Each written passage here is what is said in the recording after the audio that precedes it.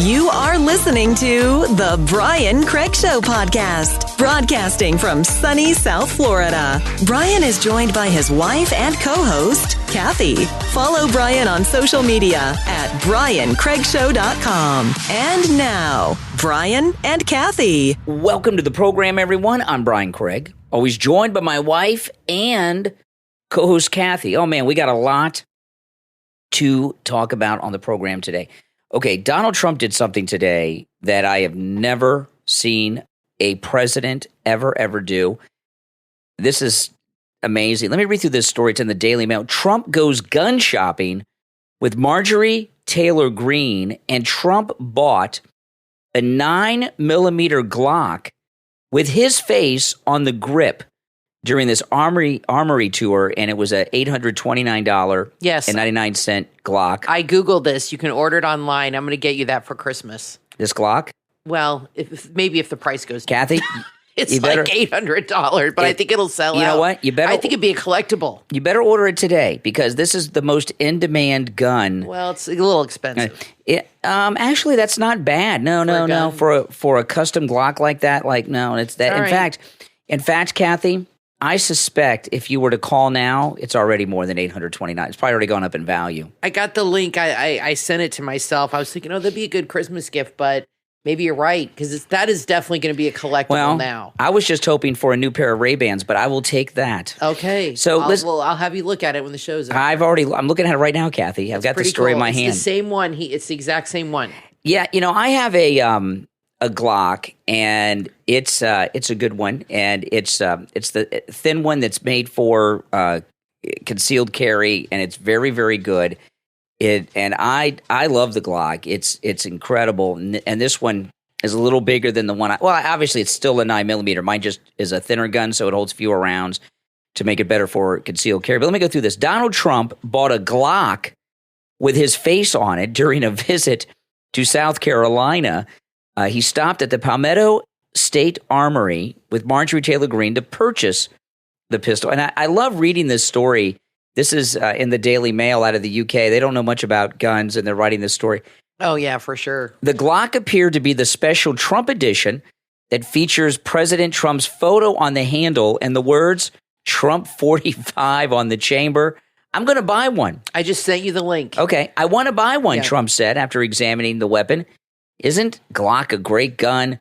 One of the salespeople told President Trump that the Trump Glock was their top seller. Well, I bet. This is probably the top-selling gun in America today, and it's so interesting because all this talk about gun control and all this stuff, and then Donald Trump, he doesn't just talk about the Second Amendment. He goes in and buys a gun.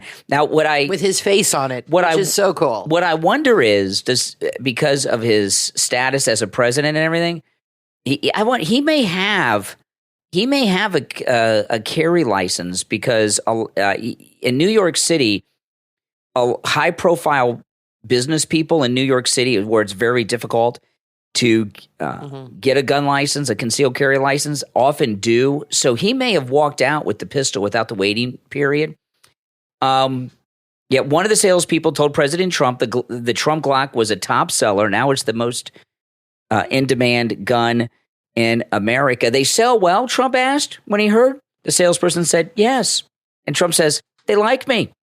The exchange was posted on social media by members of President Trump's team who said he bought the gun. Trump appeared to purchase the Glock G19 Gen 4 Compact Trump Edition 9mm pistol, threaded barrel, which retails for $829 per the Palmetto State Armory website.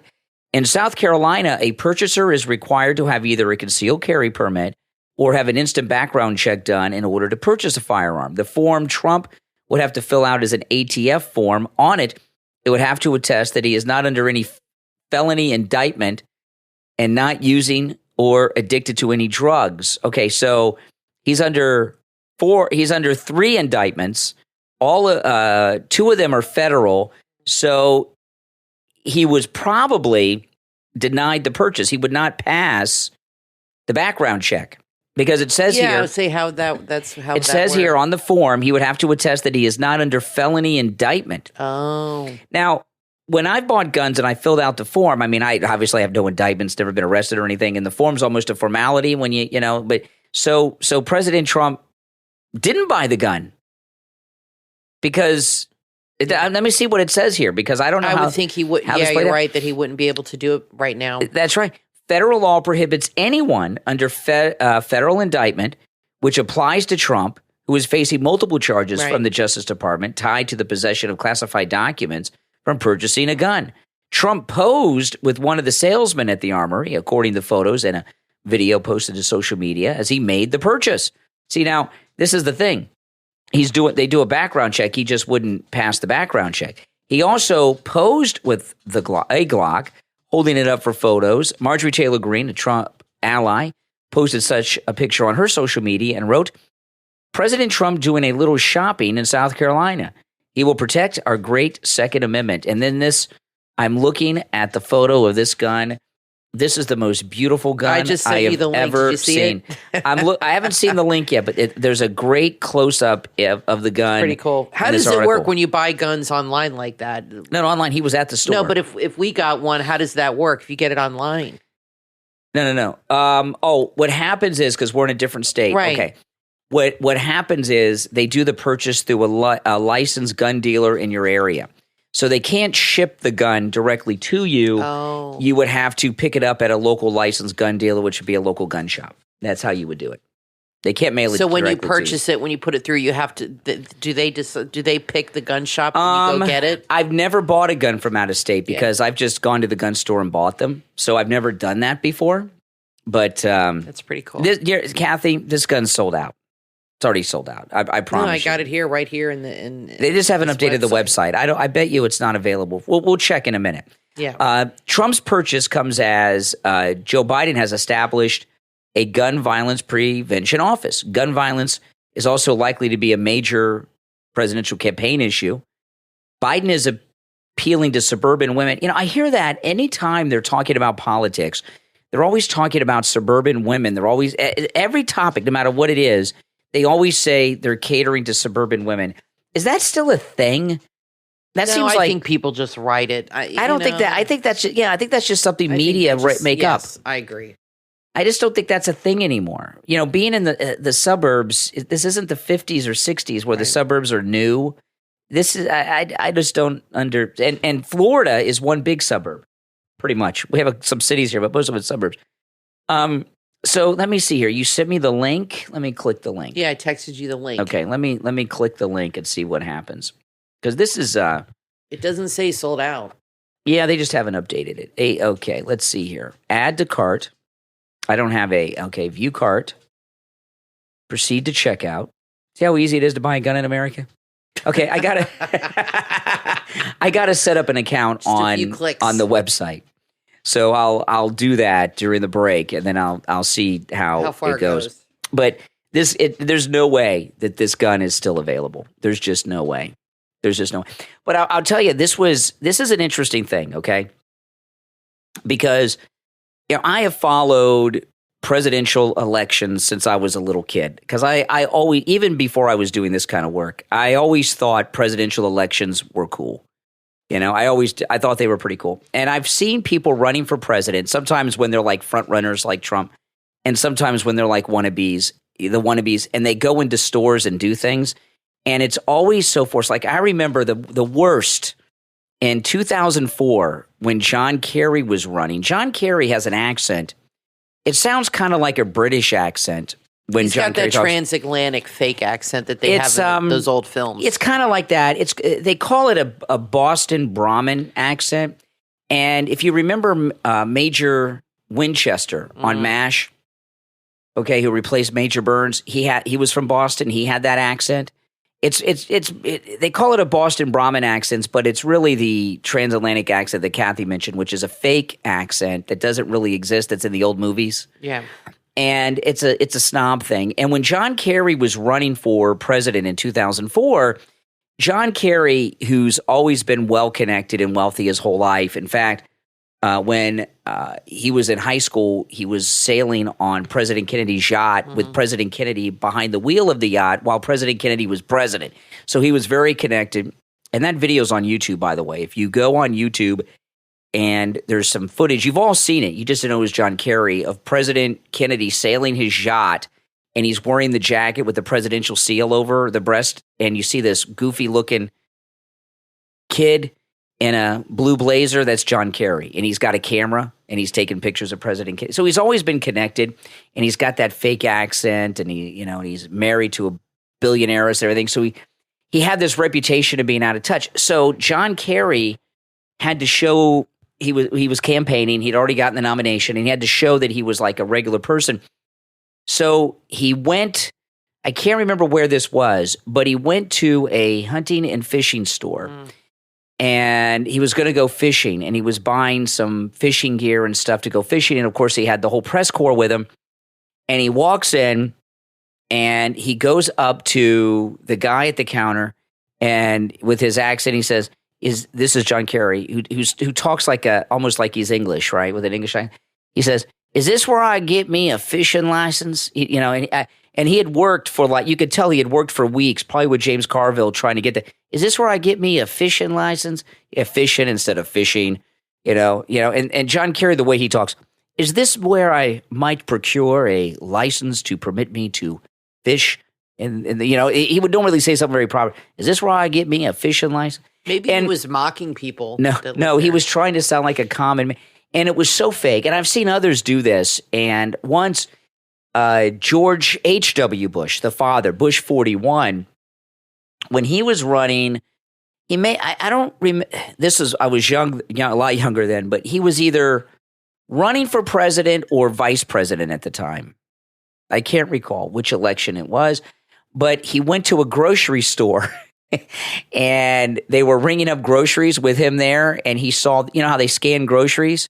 He said, "Wow, technology is so advanced." He didn't know that grocery scanners existed with the barcodes to swipe your groceries and ring them up, as opposed to it had been so long since he had gone to a grocery store. The last time he went to a grocery store, they had to push the buttons in on the and he was so amazed that they could run the groceries over this red light and ring up your and he made such a big deal about. So when these other people that are running for president do these things, they look so awkward, and it's so staged, and they're so out of their element, because these are things that they don't do, not just because they're wealthy, that's part of it, but also because they're well-known people and famous, and they just can't go into a grocery store or a store that sells fishing gear and tackle and stuff. And watching Donald Trump today in this gun shop, because I watched the video, he felt right at home there.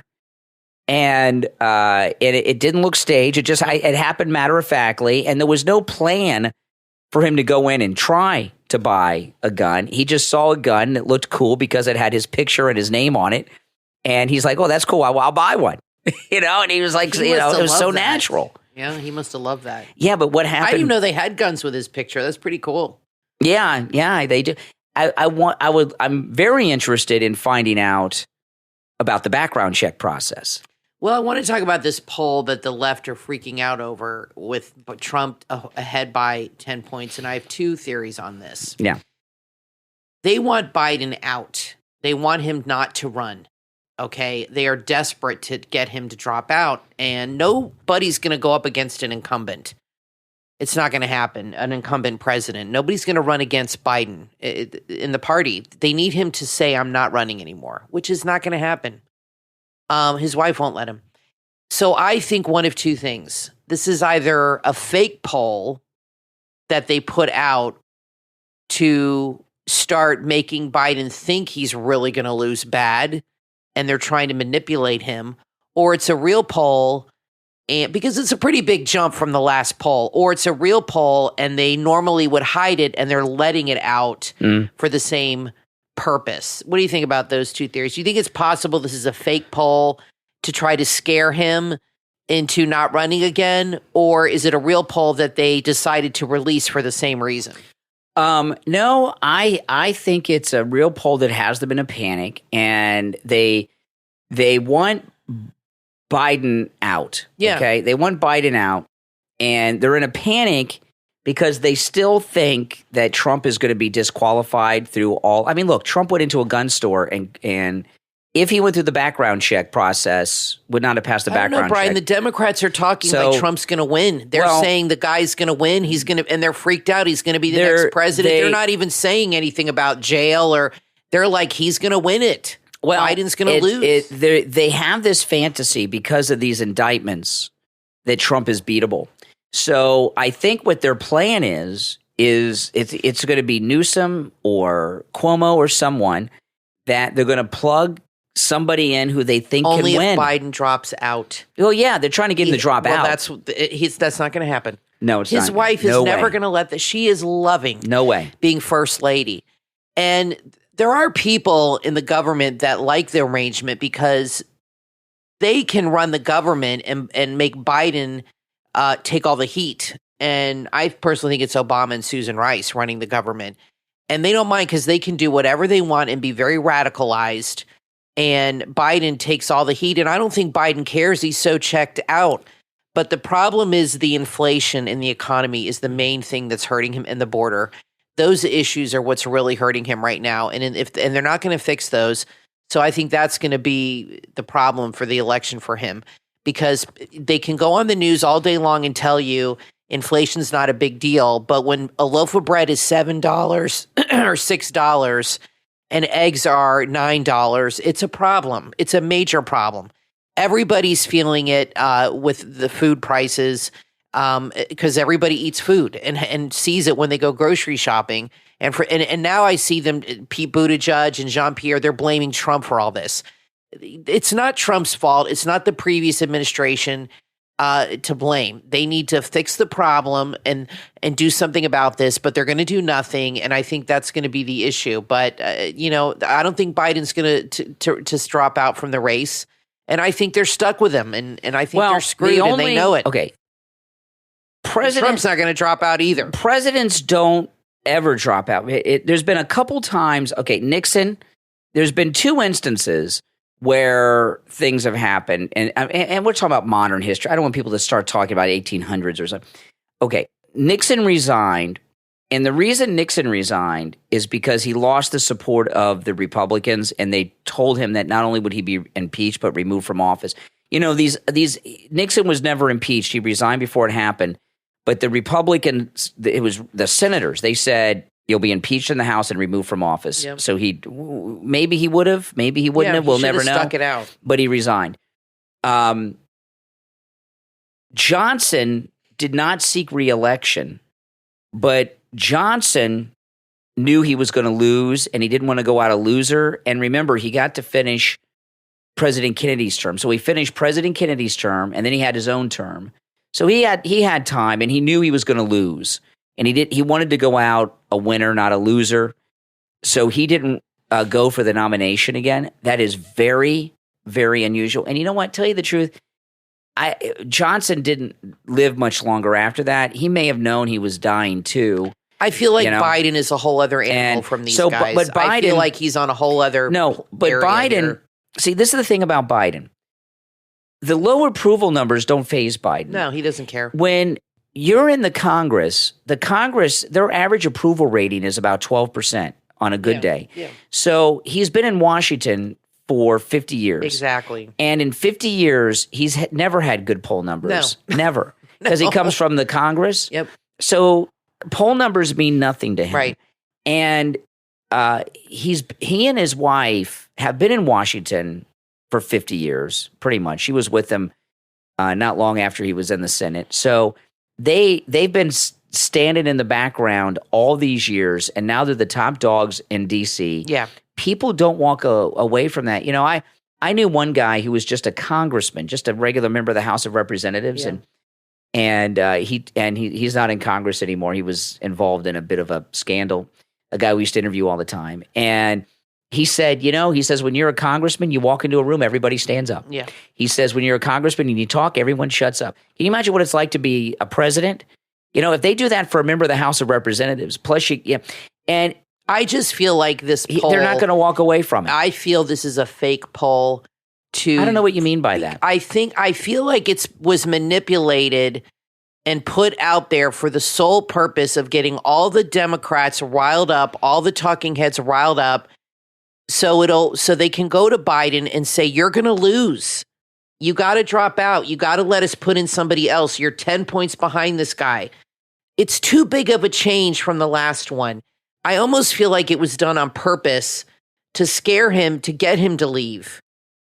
That you don't think they would do something like that. Come on. I mean, you always say polls can be manipulated. I mean, how do we know? I just feel it's such a huge jump from they were neck and neck a week ago.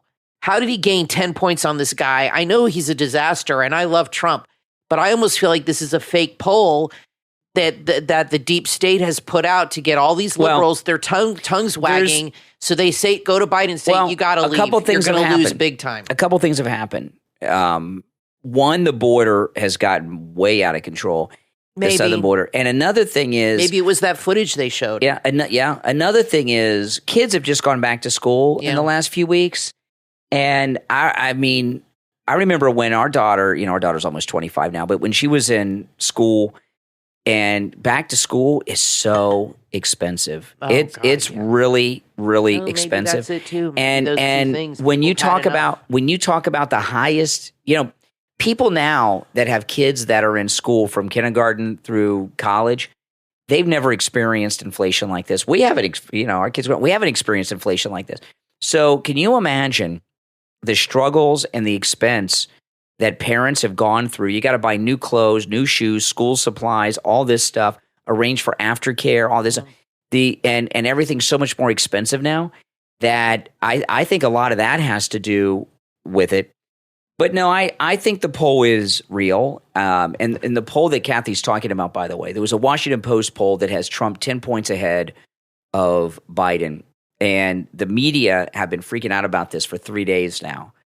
And I think it's more likely that the poll was done and they were in shock. The other option is this is the real poll that they've always had, that Trump's always been way ahead. Yeah. And this is the real poll. They're finally releasing it that they normally would suppress. Well, yeah. And that these are the real numbers and that we don't normally see. That's possible too. So, and another thing that's happened is with these indictments, they went too far. They got 4 of them.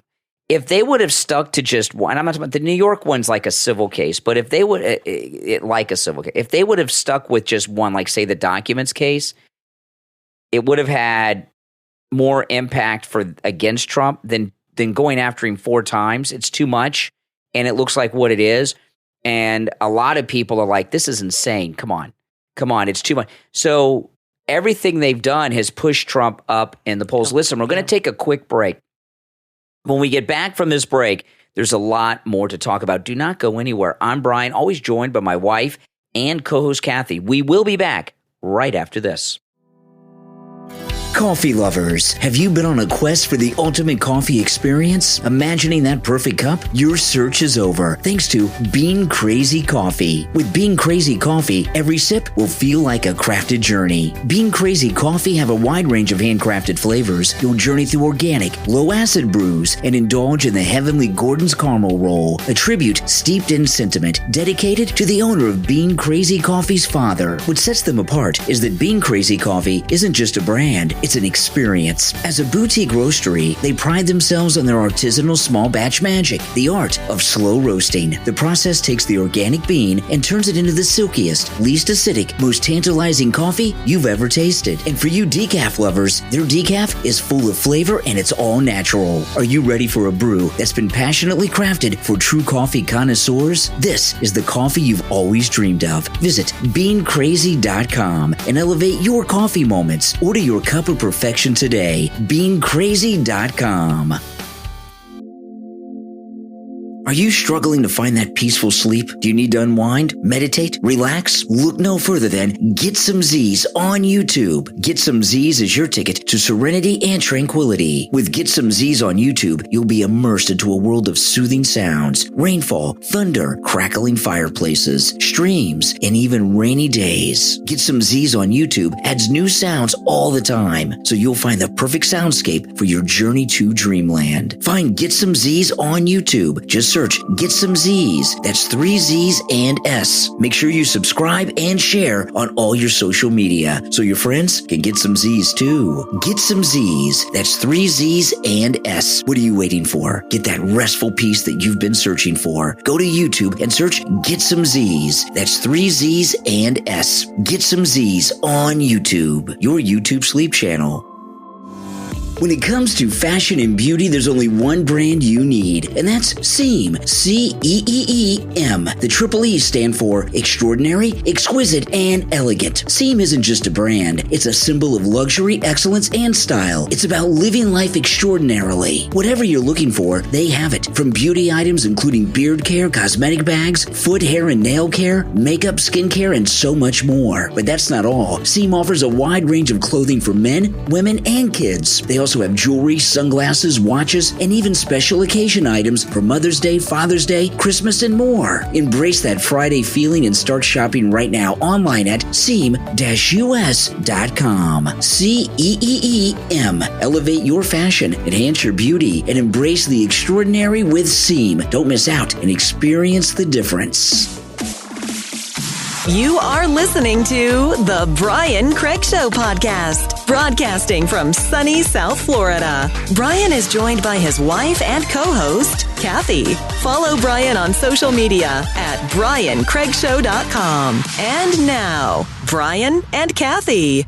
Welcome back, everyone. I'm Brian, always joined by my wife and co-host, Kathy. Now, today's show is an abbreviated show, and we will be back tomorrow for our regular full-length shows, but our daughter is visiting from California, and we haven't seen her for a while. And, you know, today is National Daughters Day. Yeah, I know. We didn't know National that Daughters till Day. you guys went and had lunch and spent the day together at the mall, did a little shopping. And That's right. Went shopping, did had some some stuff. nice time together, so Yep. that's always good. Yep. So today's show is going to be an abbreviated show, but the rest of the week will be our normal full-length shows. But because we haven't seen our daughter in a while, we Yeah. want to spend time with her. Always good to see Emily. Yeah, exactly. Now, I wanted to talk about this new story with DeSantis because I've gotten a lot of feedback on YouTube from people. And this is Laura Loomer uncovered something very big about DeSantis and his military record. And she posted it on Twitter, and I've been talking about it today, talked about this on the morning show. And it's a very big deal involving DeSantis. And Laura Loomer has uncovered a lot of things about DeSantis. Laura Loomer was the first person to point out that Ron DeSantis was fake and he was going to run against Trump and all of this stuff. And I, you know, I've known Laura Loomer for years, and I didn't believe her. I told her, I said, I don't, you know, this before he came out and denounced Trump and everything. And she says, I'm telling you, Brian, I'm telling you. And I just said, I find that so. And then he turned, and then we found out. And she's uncovered a lot of things about Ron DeSantis. And a lot of times these things sound petty and trivial. But when you're talking about being president of the United States, these trivial things are very important. For example, Ron DeSantis does not own a car. And I know a lot of people may say, well, so what? He's governor. They drive him around. No. I remember Sarah Palin, when she was governor of Alaska, used to drive herself around. She had an SUV. She'd drive herself around and everything else. And some people will say, well, you know, Trump doesn't drive. Trump owns cars, okay, and always has. And before he was president, he drove himself around a lot. In fact, last week I saw a video, you showed this to me, Kathy, of President Trump driving with Barron when he was a little boy in the passenger seat, and Melania was filming in the back seat. I think it was a Rolls Royce. Yep. And they were driving somewhere in New York. And I remember many, many years ago here in Florida, because Kathy and I lived in Florida our whole lives. And before, well, I have. Well, Kathy, I've lived here since I was 10, okay? And I'm, 52. So I've lived here most of my life, Kathy, okay? We said all our lives, so just. I barely remember not living. I can hardly remember living in Hawaii. But anyway, I remember when President Trump was just a celebrity in Palm Beach, every once in a while you'd see pictures of him in the local newspaper at the gas station and putting gas in his Lamborghini or whatever it was that he had and things like that. and he always drove. Ron DeSantis doesn't own a car. And that's a significant thing, okay? And Florida is not the type of place where you can be a professional and not own a car. In fact, the only people who do not own cars in Florida are like homeless people. And even a lot of them live in their cars, okay? So it's a significant thing that a guy doesn't own a car at that level in Florida. This isn't New York City, okay? So then she uncovered something. She got a hold of something which I've never seen about a candidate. His fitness report from his commanding officer when he was in the Navy. And in it details his job duties. And I just want to share this because I want to clarify this because I am getting a lot of comments from people on my YouTube comments that are veterans that don't understand. Okay, this is his fitness report from his commanding officer, which is done every few months when you're in the service.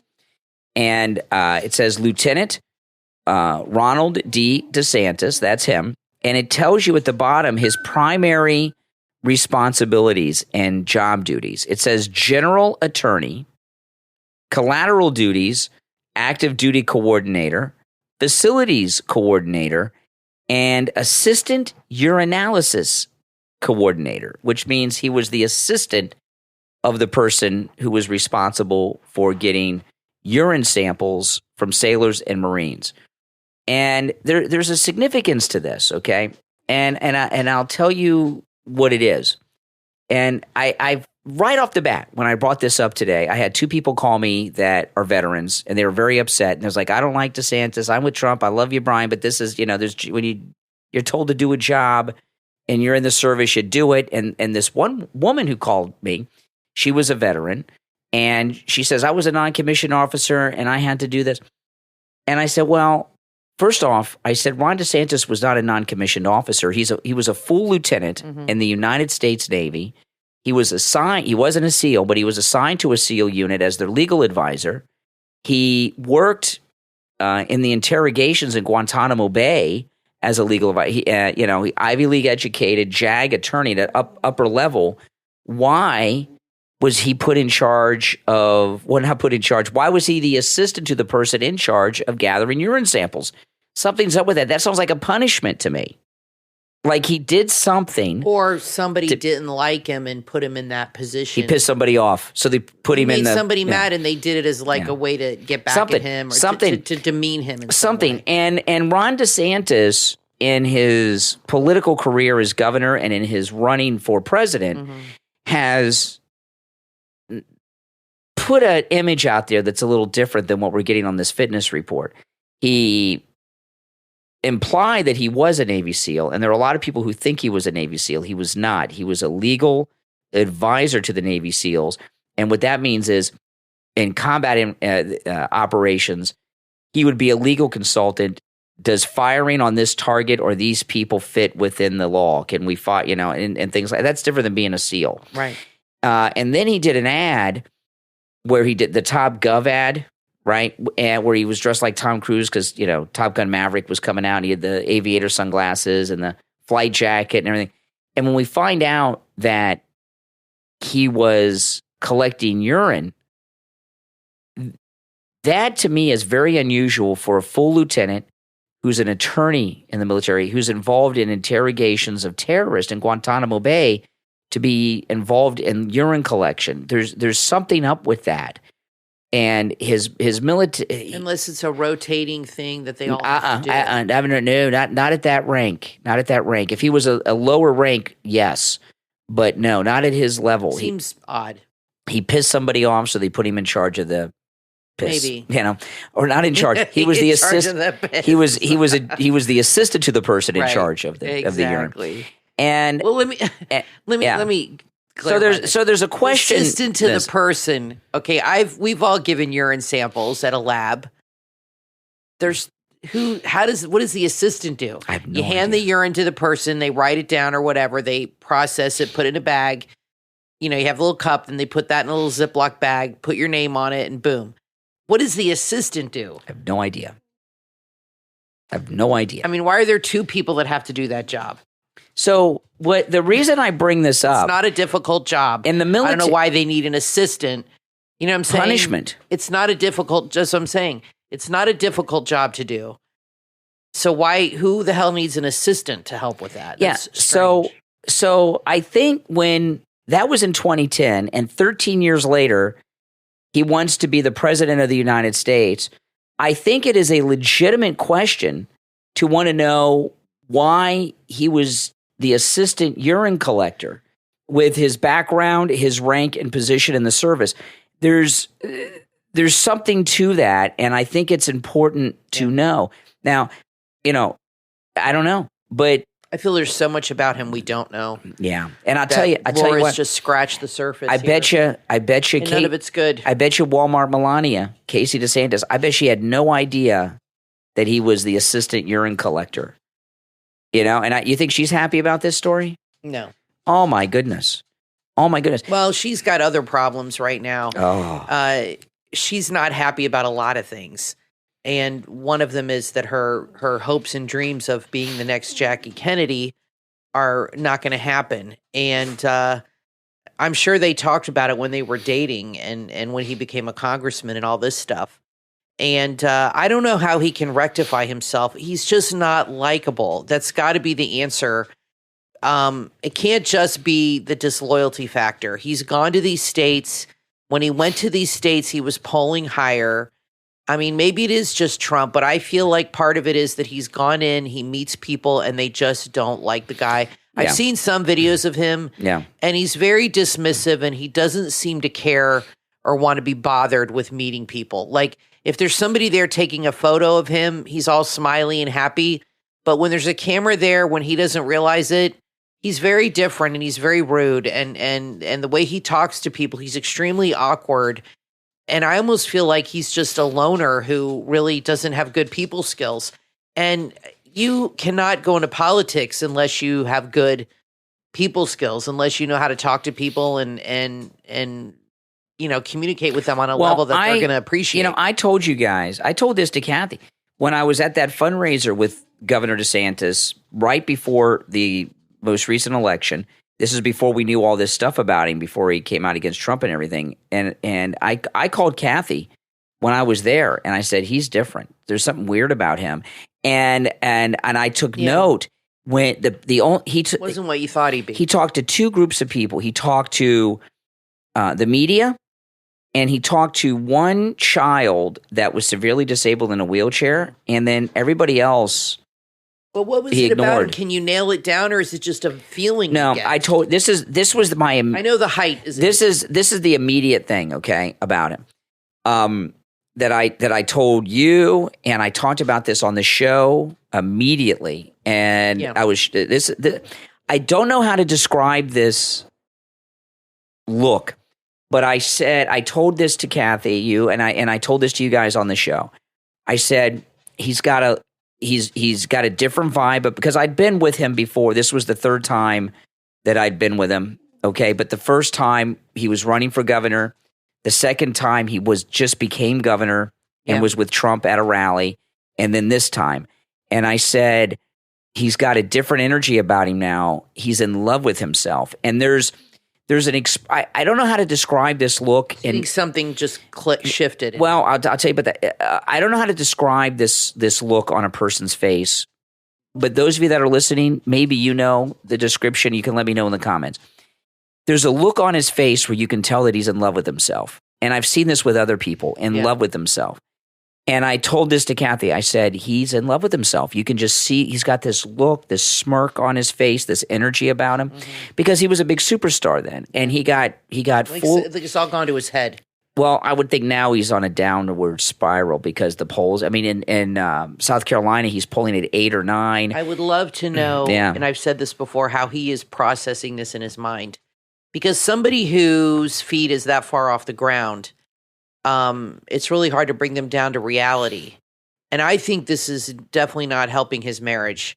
I'm sure they're fighting about this, and she's probably blaming him, and he's blaming other people. Mm-hmm. There's really nobody. I'm sure he has something to do with it, but even if he was the nicest, most charismatic, coolest guy in the world, I don't think he'd beat Trump. It's just the Trump factor. It's just he just did not wait to the right time. Timing, and Trump has said this, how important timing is in politics. And he has said that many times, that you have to go at the right time or nothing's going to work out. And like if he had run when Obama was running, he's like, I wouldn't have won. It just wasn't the right time for that. And that really does matter. And he just did not wait for the right time. He got greedy. He got selfish. And I think that they planned on him running all along. And after Miami-Dade flipped and he won Florida by such a large margin, I think they changed their plans and they decided, let's do it now. We can get rid of Trump and you can win. You can win. You can ride this wave. But he's taking advice from losers. Mitt Romney, Jeb Bush, and Paul Ryan, they've all lost the presidential race. Yeah. So why the hell is he taking advice from three guys who didn't win? Yeah. I mean, that's just stupid. You know why? Because they're connected to the donor class. And a lot of people they're not even really players anymore. A lot of people in Iowa, I've heard regular voters say this, in Iowa and New Hampshire, among different people that don't know each other, just regular people, they've said that when he comes to the events, when they see him, all he does is talk to the donors, not the people. Yeah. See, that's what I was saying. When people meet him, that's why his poll numbers are going down, because people that he's meeting are noticing these things and they don't like him. Mm-hmm. And you said he talked about doing retail. Most politicians are savvy enough to kind of not talk in a way where they're treating people like just like objects to vote for them. But he doesn't seem to have that technique of being able to cover up that thinking, because he just comes out and says it. Yes. He just views voters as just, he said we're empty, listless vessels. And he really has no respect for the voter and just sees us as people that are just supposed to put him into power. Mm-hmm. And that's it. He doesn't understand that there's a lot more in between from running and getting elected that has to happen to make it happen. You can't just, you know what I mean? No, he you're doesn't right. seem to understand that. No, you're absolutely correct. And people aren't into personal responsibility, so he's blaming everyone and their brother. And I got to tell you, sometimes when because here I am in Florida and I've been on the air down here for over 30 years now, which is really scary. Over 30 years I've been doing this, and I've never had a worry when I've talked about a public official or a politician, but I get a little nervous sometimes. He's the governor of our state. He's very vindictive, and he's going to be governor for 2.5 more years. He's got 3 years. He's got 3 years. And when it doesn't look like, I don't think he's going to totally give up. He was just reelected last November. I think he'll convince himself to run for Senate. Or I don't think he'll just say it's, that I can't beat Trump, but I'll run again when Trump's not in the race and then I'll win. I don't think he's going to ever accept that it's him. That's the problem. I don't think he's going to give up on those dreams. And I've been like Hillary, just can't let it go. I was the first person to say that he's unelectable. I said for months he's unelectable forever. And, I was on the air and I did this whole hour-long discussion about how he is unelectable forever. This was months ago. And this is when he first announced he was running, before he did the Twitter Spaces thing and everything. And that's when Eric Trump DM'd me on Twitter and he was listening to me on the radio and he said, thanks for your support for the family and everything. Cool. The family appreciates it. He was in the car with Don Jr., by the way. He was in the car. They were heading to the airport in Fort Lauderdale that day and together listening to me.